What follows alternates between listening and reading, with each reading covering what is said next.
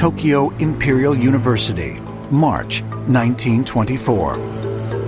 In an early experiment with nuclear energy, Professor Hontaro Nagaoka directs 150,000 volts of electricity at a mercury isotope under a dielectric layer of paraffin oil for 4 hours. The purpose? To strike out a hydrogen proton from the nucleus of the mercury and produce a new element: gold. The experiment is a success. Professor Nagaoka has solved a mystery that has eluded scientists for centuries: the mystery of the Philosopher's Stone. The Philosopher's Stone was an idea that you could have a magic kind of material that would turn lead or some very inexpensive metal into gold. The thought that one could do that is attractive in and of itself. For thousands of years, kings sought out this mythical device, one that could create gold out of common metal. Scientists and alchemists spent centuries trying to invent one. Even Sir Isaac Newton obsessed over the mystery of the Philosopher's Stone in the 17th century.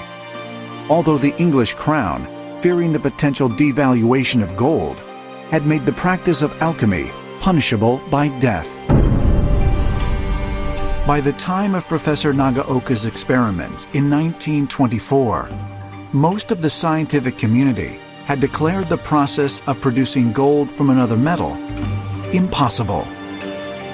But that quickly changed once they knew where to look.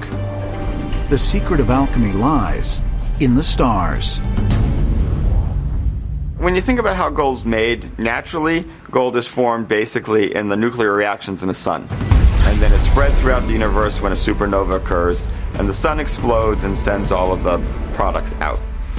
Because we now can do controlled nuclear reactions, we have the ability finally to essentially manufacture gold from other elements. Here, at the University of California, Irvine, Dr. A.J. Shaka conducts experiments in alchemy nearly every day. We put mercury into one of these tubes, and mercury has a minor isotope of 0.15%. Mercury 196 it's called, and that isotope will actually pick up a neutron and in about 23 hours turn into gold. To bring the reactor to full capacity, Dr. Shaka removes the control rods that absorb neutrons and keep them from reacting with other atoms. This generates power at a staggering rate. In terms of the amount of power, including electrical energy, that you can generate from a given mass of material, nuclear is about 10 to 20 million times better than anything else.